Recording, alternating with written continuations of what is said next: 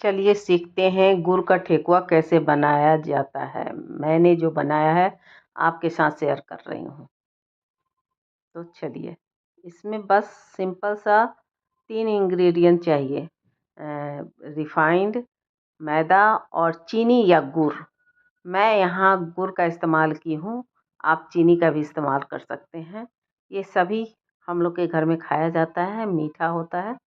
जिसको गुड़ का पसंद हो गुड़ इस्तेमाल कीजिए, जिसको शुद्ध घी में बनाना है शुद्ध घी इस्तेमाल कीजिए। मैं यहाँ रिफाइंड ऑयल में बना रही हूँ, तो रिफाइंड ऑयल। आटा का भी बनता है तो आप आटा भी इस्तेमाल कर सकते हैं, मैदा भी इस्तेमाल करते हैं, वो अपनी मर्ज़ी के ऊपर है।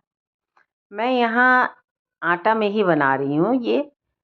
आपके पास जो भी आपको ऑप्शन है, तो सबसे पहले आप जो भी आटा लीजिए उसमें रिफाइंड या शुद्ध घी डालिए, मोम डालना होता है। मोम देख मैंने 2 कलछुल डाला है, आधा किलो आटे में करीब, तो 2 कलछुल भर के डाला है। आप देख लीजिए, अपने हिसाब से आप डालिएगा। मोम इतना हो जो हाथ से भुरभुरा हो जाए, उसको अच्छे से मिला लिया जाता है। देखिए जिस तरह से हम मिला रहे हैं, उस तरह अपने दोनों हाथों से अच्छे से उसको मिला लीजिए। और हाँ, गुड़ का जो ठेकुआ बनाते हैं उसमें मोम थोड़ा कम पड़ता है, लेकिन अगर आप चीनी का बनाइएगा तो उसमें ज़्यादा पड़ेगा। अच्छा, इसमें आप मेवा भी डाल सकते हैं। देखिए मैंने गुड़ को पिघला लिया है, गुड़ को पिघला के मैंने इसमें अपने हिसाब से जितना मुझे डालना है वो डाली हूँ। और गुड़ बचा हुआ है जिसको मैं दूसरे काम में यूज करूँगी।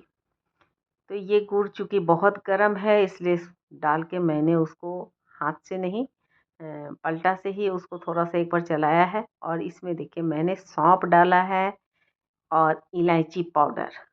अ, आपको इसमें आप मेवा भी डाल सकते हो, नारियल, कटा हुआ नारियल, घिसा हुआ नारियल, बादाम, जो जो भी आप मेवा डालना चाहते हो डाल सकते हो।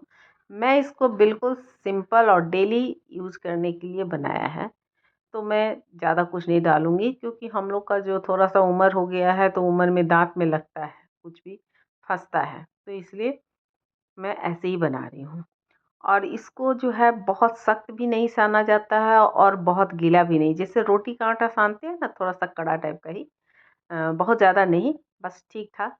तो वही उसी तरह से ये सान लिए। ये जैसे-जैसे ठंडा होगा ना, गुड़ चूँकि गरम है, तो वैसे-वैसे ये पिघलता है गुड़, तो मुलायम होता जाएगा। और चूँकि पिघला के डाले हैं इसलिए वो ज़्यादा गीला भी नहीं होगा, तो ठीक होगा। अगर बिना पिघलाए हुए अगर आप भुरभुरा करके डाल दीजिएगा तो फिर वो गीला होने का चांस रहता है, जितना मलिएगा उतना।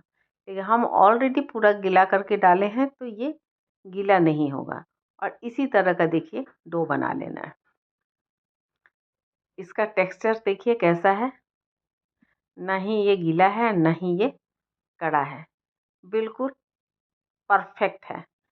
अब इसको क्या है कि आप छोटे-छोटे लोइयों में, मैं वो वाला क्लिप नहीं डाल पाई बाय मिस्टेक, तो इसको छोटे-छोटे लोई जैसे रोटी बनाते हैं, जिस साइज़ का आपको इच्छा है बना लीजिए। और किसी भी साँचा में या आप किसी भी चीज़ में इसको इस तरह से हाथ से दबा दीजिए, जिस तरह के ठेकुआ बनते हैं या खजूर बनते हैं। और उसके बाद इसको छानने की तैयारी। मैंने कढ़ाई में रिफ़ाइंड गरम कर दिया है और ये मीडियम आँच में ही रिफ़ाइंड गरम करके इसको एक-एक करके डालिए। जितना आप एक बार में डाल सकते हैं, जितना आप ऑयल डाले हैं उसमें रिफ़ाइंड उस हिसाब से। और इसको टूटे नहीं इसलिए मैं यहाँ चाकू की मदद से इसको चला रही हूँ, पलट रही हूँ। क्योंकि ये चूँकि ख़ास्ता होता है तो ये टूटने का चांस रहता है, तो शुरू में मैं इसको चाकू की मदद से हल्के हाथों से इसको पलट रही हूँ। ये डेली यूज़ में आता है, आप डेली यूज़ के लिए बना सकते हैं, बच्चों को दे सकते हैं। चूँकि आटा में अगर आप बना हुआ है तो हेल्दी भी है।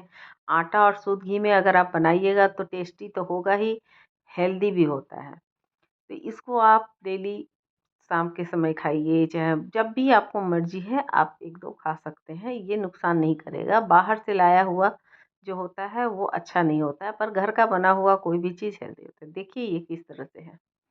बनने के बाद ये कैसा दिख रहा है। बस ऐसे ही हल्का, माने बहुत ज़्यादा डार्क नहीं करना है, बस ऐसा कलर हो और उसको निकाल देना है। ये तैयार हो गया मेरा